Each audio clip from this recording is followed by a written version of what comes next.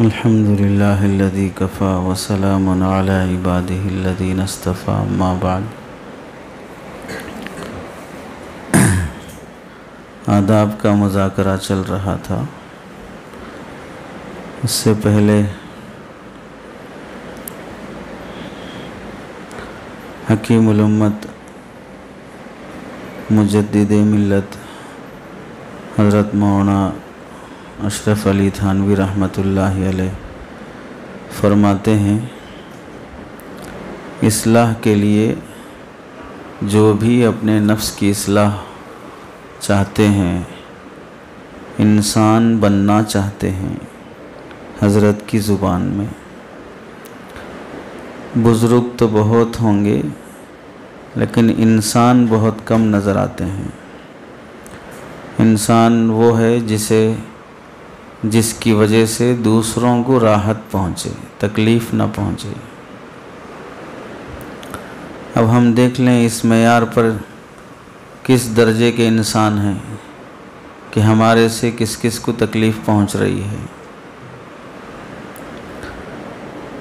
تو انسان بننے کے لیے طلب اور ہمت یہ دونوں ضروری ہے۔ طلب بھی ضروری ہے کہ یہ تمنا ہو، یہ خواہش ہو کہ مجھے انسان بننا چاہیے، اور پھر جب طلب ہو گئی تو راستے میں جو بھی رکاوٹیں آئیں گی، شیخ کی ہدایات پر عمل کرنے میں جو بھی تکلیفیں اور دشواریاں ہوں گی، ان سب کو ہمت اور حوصلے سے برداشت کرنا بھی ضروری ہے۔ اسے سمجھاتے ہیں حضرت، فرمایا ایک سوال کے جواب میں، جی ہاں، آدمی صاحب نسبت تو ہو سکتا ہے مگر اصلاح اور چیز ہے۔ بزرگ بن جانا، تہجد گزار بن جانا، تسبیحات کا پابند ہو جانا، دل مصفا مجلہ ہو جانا، یہ اور بات ہے، لیکن اس کی اصلاح ہو جانا اور بات ہے۔ تو حضرت تھانوی رحمۃ اللہ علیہ کے نزدیک بزرگی اور چیز ہے، اصلاح و تربیت اور چیز ہے۔ اصلاح کا کام وہ کر سکتا ہے جو سارے عالم کی نظر میں خار بنے۔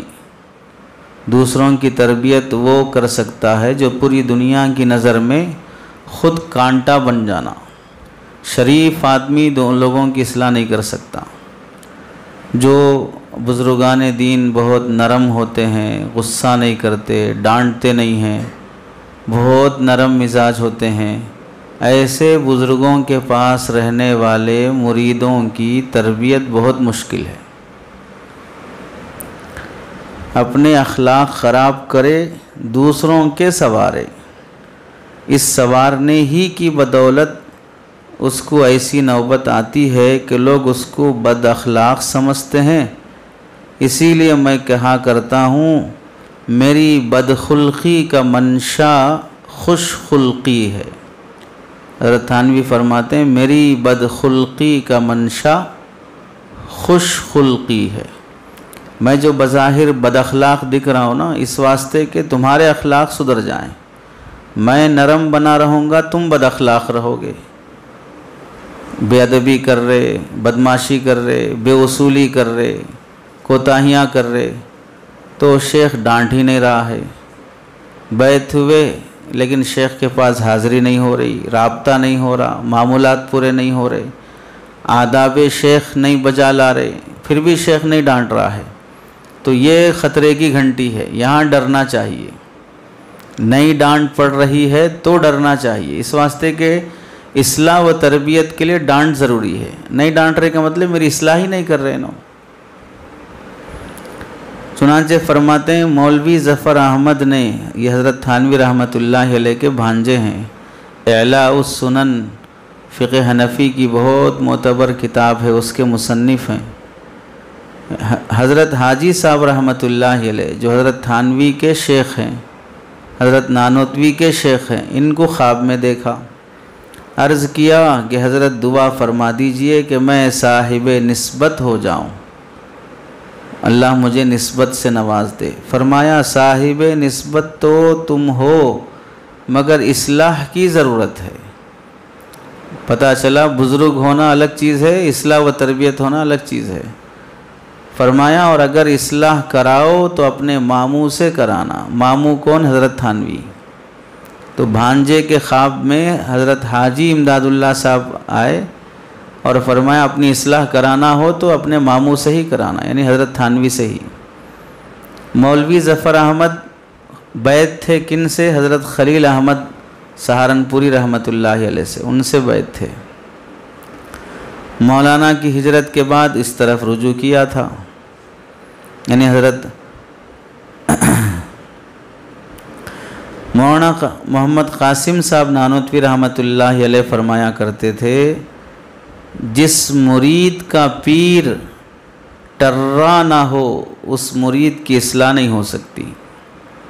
جس مرید کا پیر ٹرا نہ ہو اس کی اصلاح، اس مرید کی اصلاح نہیں ہو سکتی۔ یہ حجت الاسلام بانی دارالعلوم دیوبند فرماتے ہیں جس مرید کا پیر ٹرا نہ ہو، ٹرا یعنی سخت، ہر غلطی پہ پکڑنا، ہر غلطی پہ ٹوکنا، نرمی اور رعایت نہیں کرنا، تب جا کے مرید کی اصلاح ہوتی۔ جہاں یہ سوچے کہ میری ہر بات پہ ڈانٹتے رہتے، ہر بات پہ ٹوکتے رہتے، ہر بات پہ فلاں رہتا، وہاں اصلاح مشکل ہے۔ ایسے ویسوں کی بات نہیں ہے۔ حضرت نانوتوی رحمۃ اللہ علیہ فرماتے ہیں جملہ بھی ہے جس مرید کا پیر ٹرا نہ ہو اس مرید کی اصلاح نہیں ہو سکتی۔ حضرت مولانا محمود حسن صاحب رحمۃ اللہ علیہ جو مجسم اخلاق تھے، سراپا با اخلاق تھے، حضرت تھانوی فرماتے ہیں آخر میں وہ بھی فرمانے لگے ان متکبروں کو تھانہ بھون بھیجنا چاہیے، ان متکبروں کو تھانہ بھون بھیجنا چاہیے، وہاں ان کے اخلاق اور دماغ درست ہو سکتے ہیں۔ پتہ چلا ایک حضرت حاجی صاحب نے خواب کے ذریعے سے فرمایا کہ اصلاح اپنے ماموں سے کراؤ، دوسرے حضرت نانوتوی نے فرمایا کہ پیر کو ٹرا ہونا چاہیے، تیسرے حضرت مولانا محمود حسن صاحب رحمۃ اللہ علیہ نے فرمایا کہ متکبروں کی تربیت تو تھانہ بھون میں ہی ہو سکتی ہے، وہیں دماغ درست ہو سکتا ہے۔ تو اس سے حضرت فرماتے ہیں مردوں اور زندوں سب کی یہی رائے ہے کہ اصلاح بدون اس خاص طریق اور طرز کے نہیں ہو سکتی جو میں نے اختیار کر رکھا ہے۔ جو سختی میں کر رہا ہوں اس سختی کے بغیر اصلاح نہیں ہو سکتی۔ یہ سب گواہی ہے زندوں اور مردوں کی۔ مثال کیا ہے؟ بدون رگڑے کہیں برتن قلعی کے قابل نہیں ہو سکتا۔ پہلے زمانے میں چاندی کے، پیتل کے اور سلور کے برتن ہوتے تھے جسے رگڑنے کے بعد اس کے اندر چمک نکلتی تھی۔ آج بھی جو برتن مارکیٹ میں ملتے ہیں وہ دیکھ لیں، ان برتنوں کا سائڈ کا کچھ حصہ تھوڑا چمکدار رہتا، جو سلور کے برتن رہتے۔ وہ چمکدار کیوں ہوتا ہے؟ اس پر رگڑا مارنے کی وجہ سے وہ چمکدار ہوتا ہے۔ ایسے ہی آپ جو چاقو منڈ ہو جائے، کند ہو جائے، اسے تیز کرنے کے جب لے جاؤ، تیز کرنے والے بعض تیز کرتے ہیں اور بعض صرف سائڈ سے اسے شائننگ لا دیتے ہیں تو چمکدار رہتی ہے۔ تو رگڑا کھانے کے بعد ہی کسی چیز میں چمک پیدا ہوتی ہے۔ ایسے ہی اگر ہمارے اندر بھی چمک پیدا ہونا ہو، انسان بننا ہو تو رگڑے کھانا پڑے گا۔ حضرت سمجھاتے ہیں مربی بننا آسان نہیں بلکہ مربع بنے تب کہیں مربی ہو۔ پہلے مربع بنے پھر اس کے بعد مربی ہو۔ حضرت فرماتے ہیں مربع جانتے ہو کس طرح بنتا ہے؟ نمبر وار پہلے سیب کو بازار سے خرید کے لاتے ہیں، پھر اس کو چاقو سے چھلکا الگ کرتے ہیں، پھر اس چاقو سے چھلکا الگ کرنے کے بعد چاقو یا سوئی سے سیب کو چاقو کی نوک سے سیب کو چبھوتے ہیں تاکہ سیب میں سوراخ پڑے، اور سوراخ پڑنے کے بعد پھر اسے تاگا باندھتے ہیں، پھر اسے پانی کے اندر ابالتے ہیں، ابالنے کے بعد پھر اسے ایک برتن میں یا مرتبان میں رکھ کر اس میں شیرہ وغیرہ ڈال کے ایک عرصے تک بند کر کے اسے رکھ دیتے ہیں۔ اس کے بعد اس کے اندر مٹھاس اترنا شروع ہوتی ہے۔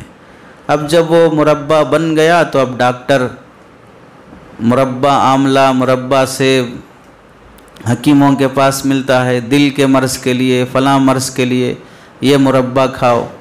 تو اب یہ جو آولا ہے کسیلا رہتا ہے، بازار سے خرید کے لانے کے بعد سوئیوں سے چبو کر گرم پانی میں ابال کر پھر اسے شیرے میں رکھ کر چند دنوں تک پیاک کر کے جب نکالتے ہیں تو پھر وہ اس قابل ہوتا ہے کہ اس سے دل کی اصلاح کی جا سکے۔ تو اب یہاں اس مربے کو پہلے سوئیاں چبھونا پڑا، گرم پانی میں ابلنا پڑا، پھر چند دنوں تک اسے شیرے میں بند رہنا پڑا، پھر جب وہ نکلا تو اس قابل ہے کہ اب وہ دل کی دوا بن سکا۔ اب اسے بولتے ہیں مربع۔ اب وہ مربع جب کھائے گا آدمی تو دل کی تربیت ہوگی، اب دل کمزور جو ہے وہ طاقتور ہوگا، دل کی بیماریاں ختم ہوں گی۔ تو اب وہ دل کے لیے مربی ہے، وہ آملہ اب دل کے لیے مربی ہے، لیکن وہ مربی بننے سے پہلے مربع بنا۔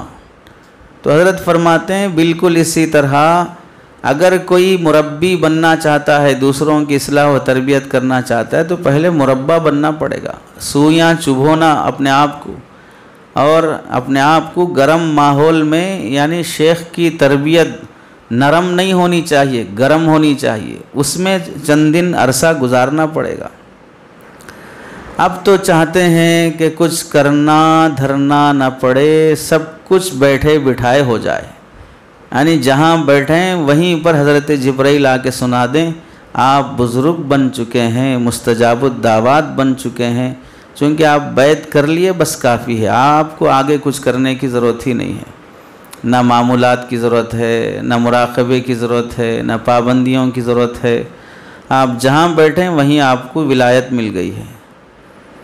حضرت فرماتے ہیں یاد رکھو بغیر طلب اور ہمت کے اگر کوئی پیر لقمہ بنا کر بھی منہ میں رکھ دے تربیت کو، جیسے کھانے کا لقمہ، روٹی کا لقمہ، ایسے ایک تربیت کا لقمہ، وہ تربیت کے لقمے کو منہ میں رکھ دے اور خود کھانے والا ہمت اور ارادہ نہ کرے تو بھی تربیت نہیں ہوتی۔ اب اتنا آسان کر کے لقمہ کھلائیں گے تو بھی انسان بننے والا نہیں ہے، تو پھر اب نہ چاہتے ہوئے، نہ طلب، نہ ہمت، نہ ارادہ، پھر کیسے ہوگا؟ تو اس لیے فرماتے ہیں کہ اصلاح و تربیت کے لیے ایک تو طلب چاہیے، دوسری ہمت چاہیے، اس کے بغیر نہیں ہو سکتا۔ طالب کبھی بھاگتا نہیں ہے، طالب کبھی بھاگتا نہیں ہے، مطلوب کی خاطر وہ تڑپتے رہتا ہے۔ اصلاح چاہیے، جب تک اصلاح نہیں ہوگی ہم پڑے رہیں گے۔ اب جو سچا طالب نہیں ہے، شیخ کی ایک ڈانٹ سنتے ہی اگلی بار نہیں آئے گا، دور دور رہے گا۔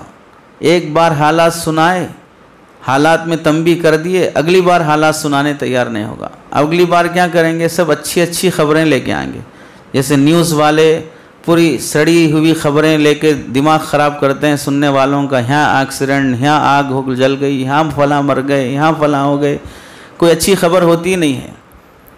تو ایسے ہی اب ویسی خبریں سنانے کے بجائے اچھی اچھی خبریں سنائے گا، تہجد بھی ہو رہی ہے، معمولات بھی ہو رہے ہیں، کیفیت بھی بن رہی ہے، خواب بھی نظر آ رہے ہیں، اچھی سنائے گا، تاکہ اب اچھے حالات پہ ڈانٹیں گے کیا شیخ؟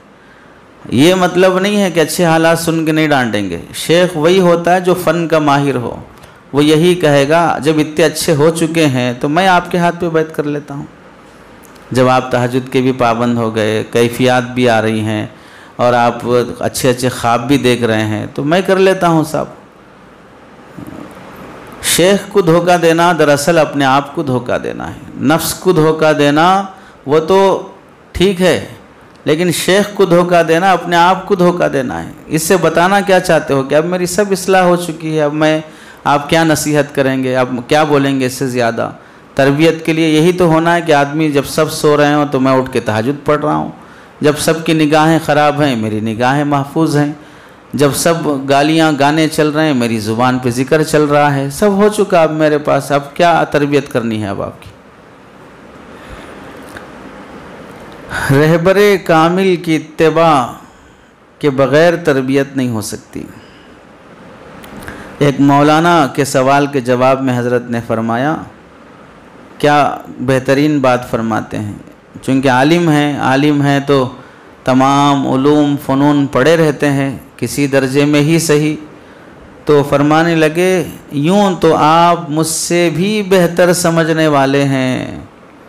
حضرت تھانوی وہ مولانا کو فرما رہے ہیں، یوں تو آپ مجھ سے بھی بہتر سمجھنے والے ہیں، مگر اس طریق میں بدوں کسی کے ہاتھ میں ہاتھ دیے اپنے حالات پیش کیے، اس کا اتباع کیے، منزل مقصود تک پہنچنا ہی مشکل ہے۔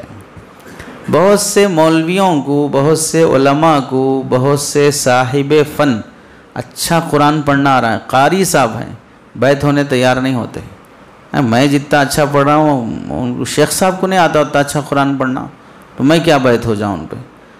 کوئی تھوڑا بہت فقہ میں ماہر ہو گیا، مسئلے مسائل تھوڑے بہت پڑھ لیے بہشتی زیور کے، تعلیم الاسلام کے، تو وہ سمجھتے کہ مجھے بہت مسائل محفوظ ہیں، شیخ صاحب کو کہاں، وہ میرے سے مسئلے پوچھتے رہتے، میں ان کی کہاں سے سنوں؟ ایسی کسی کے پاس تھوڑا بہت مال آ گیا تو ان کے پاس جو نہیں ہے وہ سب میرے پاس ہے، میں ان کی کیا سنوں؟ تو تھوڑی بھی نعمت کسی کو مل جاتی ہے وہ تابع بننے، چھوٹا بننے تیار نہیں ہوتا۔ تو حضرت فرماتے ہیں سب سمجھداریاں آپ کے پاس ہیں، صحیح بات ہے، لیکن یہ راستہ ہی ایسا ہے کہ آپ کتنے بھی بڑے شیخ ہوں، علامہ ہوں، یہاں شیخ کی اتباع کے بغیر چل ہی نہیں سکتے، آگے بڑھ ہی نہیں سکتے۔ چنانچہ حضرت مولائے روم فرماتے ہیں، قال را بگزار مرد حال شو، پیش مرد کامل پامال شو۔ قال را بگزار، یہ ادھر ادھر کی باتیں کرنا چھوڑو، مرد حال شو، ایسے بن جاؤ کہ تمہیں دیکھنے کے بعد لگے کہ بہت دنوں کے بعد کوئی انسان نظر آیا، تمہیں دیکھنے کے بعد لگے کہ ہاں میں انسان کے پاس آیا ہوں، ایسے بن جاؤ۔ پیش، اس کے لیے کیا کرنا ہے؟ پیش مرد کامل پامال شو، کسی کامل انسان کے پاس اپنے آپ کو پامال کر دو، اپنے آپ کو نچھاور کر دو، پورے مکمل حوالے کر دو، تب جا کے ہوگا۔ حضرت پیر صاحب دامت برکاتہم اس سلسلے کے آداب لکھتے ہیں۔ چھٹواں ادب ہے، مرید پر لازم ہے کہ وہ اپنے شیخ کو لفظ کیوں نہ کہے، ورنہ طریقت میں کامیاب نہیں ہو سکتا۔ ایسا کیوں نہیں ہو سکتا؟ ایسا کیوں ہوا؟ کیوں والا سوال اپنے شیخ سے نہ کرے، یعنی اعتراض والا انداز اپنے شیخ کے ساتھ نہیں ہونا، چاہے وہ آپ ہوں چاہے وہ میں ہوں، ہر شخص اپنے شیخ کے سلسلے میں اسی بات کا پابند ہے کہ اپنے ایک ہے طالب علم جو علم سیکھنے آیا ہے، دوسرا ہے طالب عمل جو عمل سیکھنے آیا ہے۔ طالب علم کو چاہیے کہ وہ سوال کرے استاد سے، یہ عبارت سمجھ میں نہیں آئی، یہ مطلب سمجھ میں نہیں آیا، یا وہ حاشیہ سمجھ میں نہیں آیا، وہاں پوچھنا پڑے گا، نہیں پوچھیں گے تو علم نہیں آئے گا۔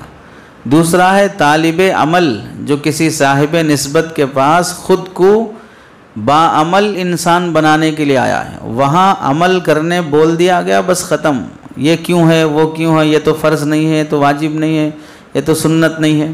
جیسے مثال کے طور پر جمعہ کے بعد عصر کی مجلس چلتی ہے تو یہ مجلس واجب ہے، سنت ہے، میرا آنا واجب ہے، شرعی اور فقہی لحاظ سے واجب نہیں ہے، سنت بھی نہیں ہے۔ تو اب اگر کوئی کہے کہ بھئی کون سی حدیث میں لکھا ہوا ہے کہ عصر کے بعد شیخ کی مجلس میں جانا، نہیں لکھا ہوا ہے، ٹھیک ہے مت آئیے، پھر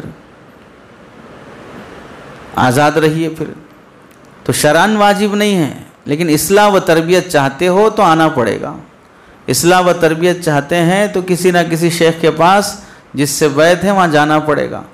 اب یہاں پر شریعت کے اصطلاحات کو سامنے رکھ کے تو فیصلہ نہیں کر سکتے، تو کیا پھر یہی کہیں گے کہ آپ جلالین پڑھنا واجب تھا، مشکات پڑھنا واجب تھا، بخاری شریف پڑھنا واجب تھا، امداد علوم، فیض علوم، اشرف علوم مدرسے میں داخلہ لینا واجب تھا؟ کسی میں واجب نہیں تھا، کیوں لیے پھر؟ کوئی چیز واجب نہیں تھی۔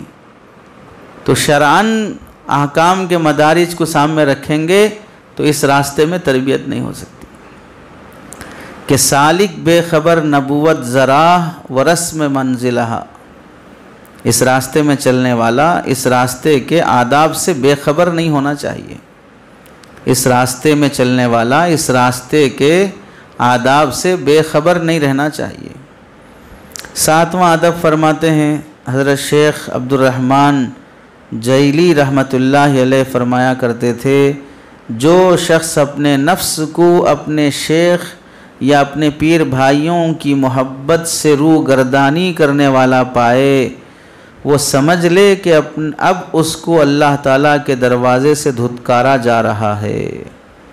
اس میں ادب سکھایا گیا، جس سے ہم بیعت ہیں ان سے، اور جو لوگ ہمارے شیخ سے بیعت ہیں ان سے محبت ضروری ہے۔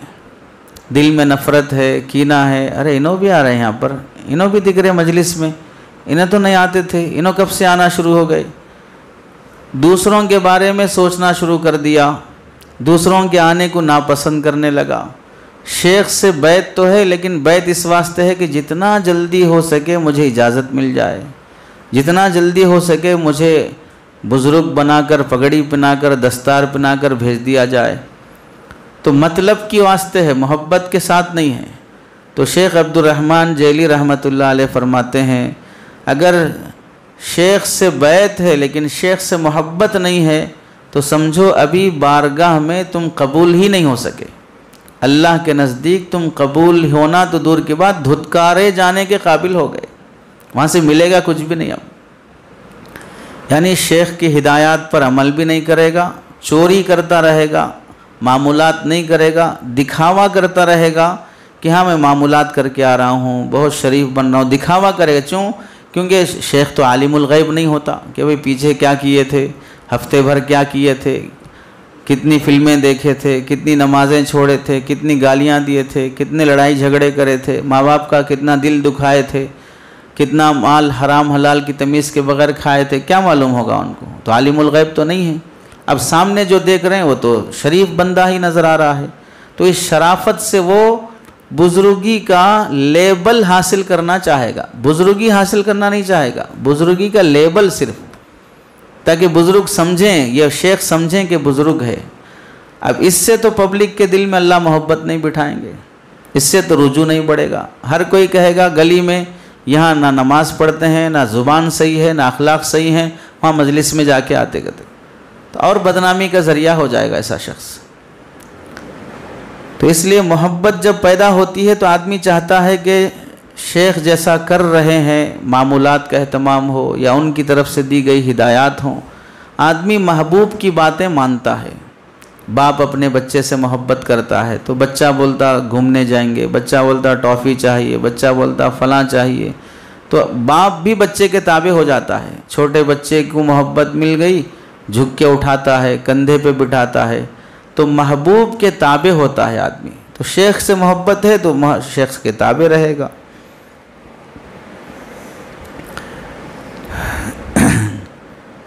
ارشاد فرمایا، 8ویں نصیحت ہے، مرید اپنے شیخ کی 1000 برس خدمت کرے اور اس پر لاکھوں روپے خرچ کرے تو بھی دل میں یہ خیال نہ لائے کہ میں نے شیخ کا حق ادا کر دیا۔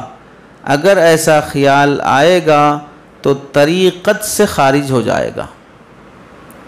پہلی بات تو یہ بتائی 1000 برس خدمت کر لو، 1000 سال تو ملتے ہی نہیں ہیں۔ اگر مان بھی لیا جائے کسی کی عمر 1000 سال ہو اور پھر مرید کی 1000 سال ہو جائے تو شیخ کی بھی 1000 سال ہونا ضروری نہیں ہے، اور 1000 سال عمر ملنے کے بعد 1000 سال خدمت کرنا بھی ضروری نہیں ہے، بلکہ پورے عرصے میں 10 بار بھی 100 بار بھی خدمت کا موقع مل گیا غنیمت ہے۔ اگر کسی کو ایسا ہو جائے کہ اسے 1000 سال کی عمر ملے، 1000 سال خدمت میں گزارے اور خدمت لاکھوں روپے شیخ کی خدمت میں لٹا بھی دے، اس کے بعد دل میں خیال آیا کہ میں نے شیخ کا حق ادا کر دیا، تو اس راستے سے اسے ہٹا دیا جائے گا، یعنی مطلب اب اس راستے کی برکتیں نصیب نہیں ہوں گی۔ اس میں شیخ کا دماغ خراب کرنا نہیں ہے، یعنی شیخ کو یہ بولنا نہیں ہے کہ مریدوں سے ہدیے وصول کرتے رہو، مریدوں کے تحفے وصول کرتے رہو، مریدوں کو بولتے رہو کہ خالی ہاتھ آئے، اتنے ہفتوں سے آ رہے خالی ہاتھ آ کے مل رہے، کچھ بھی نہیں لا رہے۔ یہ شیخ کا دماغ خراب کرنا نہیں ہے۔ مریدین کو یہ ہدایت ہے کہ اگر یہ نعمت مل بھی جائے تو بھی شیخ کا حق ادا نہیں ہوتا۔ اب تو ایسے مرید ہیں کہاں کہ جو 1000 سال خدمت کریں، 100 سال خدمت کریں، لاکھوں روپے لٹا دیں، ہیں کہاں اصل؟ تو ہے ہی نہیں۔ بالفرض مان لیں اگر کہیں ہوں بھی تو بھی وہ شیخ کا حق ادا نہیں کر سکتے۔ تو اب ہمیں سوچنا یہ ہے کہ نہ ہمیں 1000 سال نصیب ہے، نہ 100 سال نصیب ہے، نہ ہم لاکھوں روپے لٹا رہے ہیں، پھر بھی یہ سمجھ رہے ہیں کہ میں ان کے ساتھ جڑنے سے ان کا مقام بڑھ گیا، میں ان سے بیعت ہونے سے ان کا مقام بڑھ گیا۔ لوگوں کے نزدیک کوئی مرید ہی نہیں مل رہا تھا ان کو، اس واسطے میں مل جانے سے تھوڑی عزت بچ گئی، تھوڑی ایک مجمع جمع ہو گیا۔ کسی بھی طرح کا تصور اپنے شیخ پر احسان کرنے کا پیدا ہو گیا تو اس طریقت کے جو فوائد اور فیض ہے شیخ کا، اس سے محروم کر دیا جاتا۔ چونکہ ہر شخص اپنے شیخ سے جڑتا اپنی اصلاح کی خاطر ہے، شیخ کی اصلاح کی خاطر نہیں ہے، اور شیخ پر احسان جتانے کی خاطر نہیں ہے۔ اس کی مثال تو ایسی ہو گئی کہ میں تو پیدا ہوا اپنے والد محترم سے، ان کے احسانات ہیں میری تربیت میں، میری پرورش میں۔ میں بڑا ہونے کے بعد یہ سوچنے لگا کہ خوش نصیب باپ ہیں کہ میں ان سے پیدا ہو گیا، خوش نصیب والد ہیں کہ میرا جیسا بیٹا ان کو نصیب ہوا۔ تو یہی دماغ خراب ہو گیا۔ خوش نصیب بیٹا تو ہو سکتا ہے کہ ایسا باپ ملا جو تمہیں ایسی تربیت کیا، لیکن بیٹا یہ سمجھ رہا ہے کہ خوش نصیب باپ ہیں کہ میرا جیسا بیٹا ان کو ملا ہے، اگر میں یہاں پیدا نہیں ہوتا کہیں اور پیدا ہوتا تو آج ان کو یہ مقام ملتا، ایسا سوچ رہا ہے۔ تو جیسا یہ سوچنا خر دماغ ہے، ویسے ہی مرید کا سوچنا کہ خوش نصیب شیخ ہے کہ میرا جیسا مرید مل گیا، یہ بھی خر دماغ ہے۔ 9واں ارشاد فرماتے ہیں شیخ ابو الحسن شاذلی رحمۃ اللہ علیہ فرمایا کرتے تھے، اگر شیخ بغیر کسی ظاہری وجہ کے اپنے مرید پر سختی کرے تو بھی صبر کرے، اگر پختہ ارادہ اور عاجزی لے کر آئے گا تو قبولیت پائے گا۔ یہ بہت بڑی آزمائش والی بات ہے مریدین کے لیے، ہم سب سالکین کے لیے۔ ہم سب ایک ہی کشتی کے سوار ہیں، سلوک کے راستے میں چلنا آپ کو بھی ہے، ہم کو بھی ہے۔ ایک بس میں سوار کی طرح ہیں، جیسے بس میں سوار ہوتے ہیں تو ایک کنڈکٹر رہتا، ایک ڈرائیور رہتا، ایک چند پیسنجر رہتے۔ تو پیسنجروں کی جو مثال ہے وہ مریدوں کی ہے، ڈرائیور کی جو مثال ہے وہ شیخ کی ہے۔ راستہ سفر طے کرنا تو مریدوں کو بھی ہے، شیخ کو بھی ہے۔ بس میں یہاں سے 400 کلومیٹر جانا ہے تو جانا تو شیخ کو بھی ہے، مریدوں کو بھی ہے۔ البتہ کوئی بیٹھ کے جا رہا ہے آرام سے، کوئی فکر لے کے سب کو لے کے چل رہا ہے، سفر تو سب کو طے کرنا ہے۔ ایسے ہی سلوک کا جو راستہ ہے وہ سالک کو بھی طے کرنا ہے، شیخ کو بھی طے کرنا ہے۔ مراقبہ ہو، معمولات ہو، معصیت سے بچنا ہو، یہ سارے پابندیاں شیخ کو بھی کرنا ہے۔ ایسا نہیں کہ اجازت مل جانے کے بعد اب کسی نفل کی آپ کو حاجت نہیں رہی، بلکہ ان سے زیادہ چوکنا رہ کے کرنا ہے، چونکہ بس میں پیسنجر سو سکتا ہے، ڈرائیور نہیں سو سکتا، ورنہ منزل پہ نہیں پہنچیں گے۔ تو ایسے ہی سالک سو سکتا ہے، غفلت ہو سکتی ہے کبھی کبھار اس سے، لیکن شیخ سے غفلت نہیں ہو سکتی کہ سالک کوتاہی کر رہا ہے، آزاد ہوتے جا رہا ہے، پھر بھی آپ کی توجہ نہیں ہے۔ جیسے آپ بس میں بیٹھے، ادھر ہاتھ لمبا کر رہے، ادھر ہاتھ لمبا کر رہے، تو ڈرائیور یا کنڈکٹر آپ کو ڈانٹ دیتا، ہاتھ اندر کرو، چونکہ اسے اپنی منزل کی سفر کی فکر کرتے ہوئے پیچھے بیٹھے ہوں کی بھی فکر کرنا ہے۔ تو اب اگر کبھی ایسا ہوا کہ شیخ بغیر کسی ظاہری وجہ کے، غلطی کیا ہے میری، کیا کرا میں، خاموش آیا بیٹھا اور سن رہا ہوں، پھر بھی ڈانٹ رہے ہیں میرے، یہ ڈانٹ پر بھی صبر کرنا پڑے گا۔ الٹ کر پلٹ کر نہیں پوچھ سکتا، آپ پہلے غلطی تو بتاؤ میری، اس کے بعد ڈانٹو، آپ جتنا ڈانٹنا چاہو۔ اتنا سوال تو دور کی بات، یہ خیال بھی نہیں کر سکتا سالک وجہ یہ ہے کہ کبھی کبھار شیخ اس واسطے بھی ڈانٹتا ہے کہ اس کے اندر تحمل کتنا ہے، برداشت کتنا ہے، شیخ کی ڈانٹ کو برداشت کرنے کا مادہ کتنا پیدا ہوا، اس امتحان کے طور پر بھی ڈانٹتا ہے۔ اور سالک کو نہیں معلوم کہ میرا امتحان ہو رہا ہے اس وقت، اور اس میں پلٹ کر اس نے کچھ سوال کر لیا، کچھ خیال غلط لا لیا، وہی ناکام ہو گیا۔ اس صبر کے بعد ہو سکتا ہے کہ وہ نوازا جا سکے، اس قابل مانا جا سکے کہ ہاں کچھ تربیت ہوئی ہے۔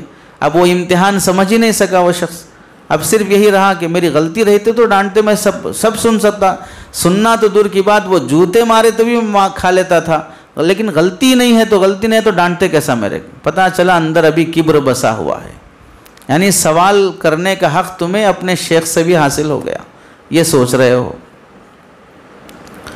تو اس واسطے اگر بغیر کسی وجہ کے بھی شیخ ڈانٹے تو آدمی اس امید پہ رہنا کہ ڈانٹ کبھی بھی پڑ سکتی ہے۔ اگر پختہ ارادہ اور عاجزی یہ ہے، پختہ ارادہ، ایسی ڈانٹ سننے کے بعد آدمی جمع رہے اور عاجزی کے ساتھ رہے تو پھر قبولیت پائے گا، دل میں اللہ تعالیٰ خود بخود ڈالیں گے۔ ایسا نہیں ہوتا کہ بار بار شریف اور بزرگ چہرے نظر آتے رہیں، بار بار پابندی سے مجلس کی حاضری ہوتی رہے، معمولات بھی اچھے ہوتے رہیں، تو خود سوچنے لگے بیٹھ کر کسی وقت اب کون کون کتنا راستہ طے کیے ہیں، کس کو کون سا سبق دینا چاہیے، ایسا سوچ کر شیخ سبق آگے نہیں بڑھاتا ہے، بلکہ اللہ کسی بھی سبق کے آگے بڑھانے میں دل میں بات ڈالتے ہیں کہ اس کو آگے بڑھانا چاہیے، تو ہی بڑھایا جاتا ہے، ورنہ نہیں بڑھایا جاتا۔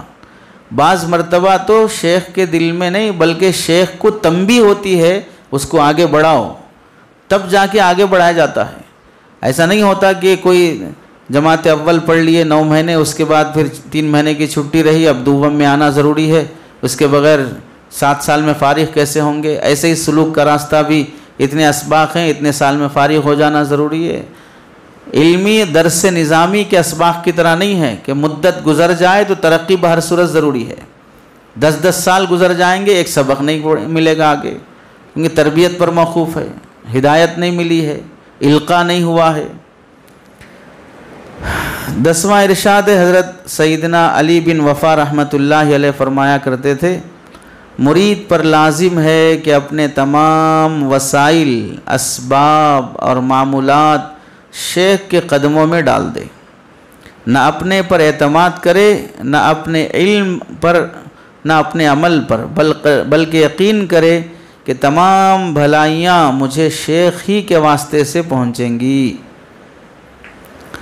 اس میں پہلی نصیحت تو یہ فرمائی گئی، تمام وسائل، اسباب اور معمولات، جو کچھ بھی ہم کر رہے ہیں، جیسے کوئی کاروبار میں ہے، کوئی پڑھائی میں ہے، کوئی جاب میں ہے، کوئی ملازمت میں، کچھ بھی کر رہے ہو، کوئی چیز اپنے شیخ کے پاس چھپائی نہ جائے۔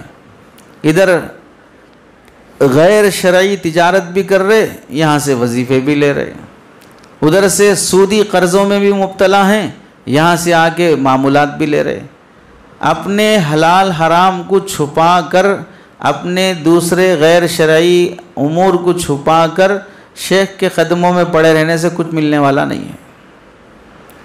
اور جو بھی معمولات ہیں، بعض رہتے ہیں کہ پہلے سے یہ پڑھنے کی عادت، وہ پڑھنے کی عادت، سورہ جن پڑھنے کی عادت، کوئی اور پڑھنے کی عادت ہے، وہ کچھ بھی سنائے بغیر جو معمول یہاں سے ملا وہ بھی کر رہے ہیں، جو معمولات کہیں اور سے ملے وہ بھی کر رہے ہیں۔ ان سب کی وجہ سے یہ سمجھ رہے ہیں کہ میں جلدی بزرگ بن جاؤں گا، ایسا نہیں ہے۔ جو کچھ بھی ہے شیخ کے پاس پیش کر دے، نہ اپنے علم پر اعتماد کرے، نہ اپنے عمل پر اعتماد کرے، بلکہ یقین کرے کہ تمام بھلائیاں مجھے شیخی کے واسطے سے پہنچیں گی۔ جیسے اس کی مثال ہم دارالعلوم دیوبند میں پڑھے، آپ میں سے بھی ہوں گے، وہاں کی نسبت مل گئی قاسمی، مظاہر میں پڑھے وہاں کی نسبت مل گئی مظاہری، ندوی۔ اب اس نسبت کے بعد جو کچھ بھی آپ ایک اچھے مصنف، اچھے خطیب، اچھے امام، اچھے مدرس، اچھے فلاں، جو کچھ بھی ہو رہے ہیں وہ وہاں کی نسبت شامل ہے اس میں۔ اس واسطے بہت سی مرتبہ ایسا رہتا ہے کہ کسی اچھے پروگرام کے بعد عام پبلک میں سے کوئی پوچھتے ہیں آپ کہاں سے فارغ ہیں؟ آپ دارالعلوم دیوبند سے فارغ ہیں، ماشاءاللہ وہاں کے فارغ تو ایسے ہی ہوتے ہیں۔ مطلب کیا ہوا؟ نسبت کام کر رہی ہے۔ اب جو کچھ بھی آپ کی واہ واہ ہو رہی ہے اس نسبت کی برکت سے ہو رہی ہے۔ آپ وہاں سے نہ فارغ ہوتے، وہاں سے نہ علم ملتا تو آپ بھی کچرا اٹھاتے رہتے، آپ بھی آٹو چلاتے رہتے۔ تو نسبت کی برکت کو نہیں بھولنا چاہیے۔ ایسے ہی جب آدمی کسی بزرگ کے پاس آتا ہے تو اس بزرگ کی نسبت کی توجہ اسے نصیب رہتی ہے۔ اسی واسطے حضرت پیر صاحب سے جتنے جڑے ہوئے ہیں، پیر صاحب کی نسبت کی برکت سے لوگ آتے ہیں۔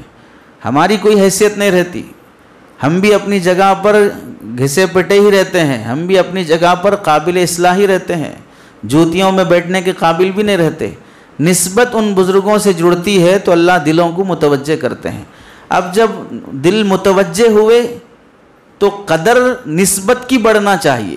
ہمیشہ احساس ہونا کہ یہ جو قدموں میں آ کے بیٹھے ہیں، جبکہ میں خود قدموں میں بیٹھنے کے قابل ہوں، اس نسبت کی برکت سے ہے، میری اپنی کوئی ذات کا کمال نہیں ہے۔ یہ سوچنے کے بجائے آدمی یہ سوچ لیا کہ الحمدللہ میں بھی کچھ ہوں اندر سے، تبھی مجمع آ رہا ہے، تبھی لوگ رجوع ہو رہے ہیں، تبھی لوگ بیعت ہو رہے ہیں۔ یہ آ گیا زام تو پھر وہیں ختم ہو جاتا، نسبتوں کی برکتیں وہیں ختم کر لی جاتی ہیں۔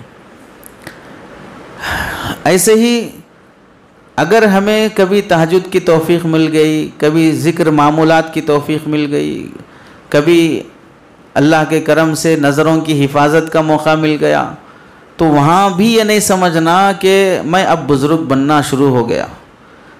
جب بھی نیکی کا موقع ملے اور گناہ سے بچنے کی توفیق ملے تو یہی سمجھنا حضرت کی نسبت کی برکت سے ہوا ہے، اپنے شیخ کی نسبت کی برکت سے ہوا ہے۔ تو اپنے کو ہونے والی نیکیوں، کمالات اور خوبیوں کو اپنی ذات کی طرف منسوب کرنے کے بجائے شیخ کی طرف منسوب کرنا۔ اس کی مثال کیسے؟ حضرت حکیم الامت اشرف علی تھانوی رحمۃ اللہ علیہ فتوے کی کتاب لکھے، نام کیا رکھے؟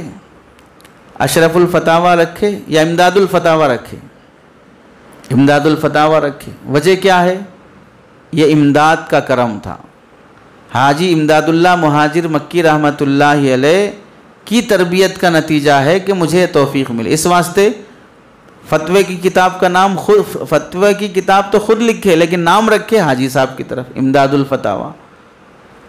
اپنے ادارے کا نام رکھے امداد العلوم۔ قرآن کے اوپر کتاب لکھے تو امداد الاحکام، تو سب امداد کی طرف منسوب۔ قاضی ثناء اللہ پانی پتی رحمۃ اللہ علیہ تفسیر مظہری لکھے تو تفسیر ثنائی نام نہیں رکھے۔ اپنے شیخ حضرت مرزا مظہر جانے جانا رحمۃ اللہ علیہ کی طرف منسوب کر کے نام رکھا تفسیر مظہری۔ تو جتنے بھی اکابر کے ایسے دسیوں واقعات ہیں، خود کی محنت ہے لیکن اس محنت میں کمال ہے شیخ کی تربیت کا، ان کی توجہ کا۔ حضرت تھانوی کو پڑھیں گے تو دسیوں واقعات ایسے مل جائیں گے۔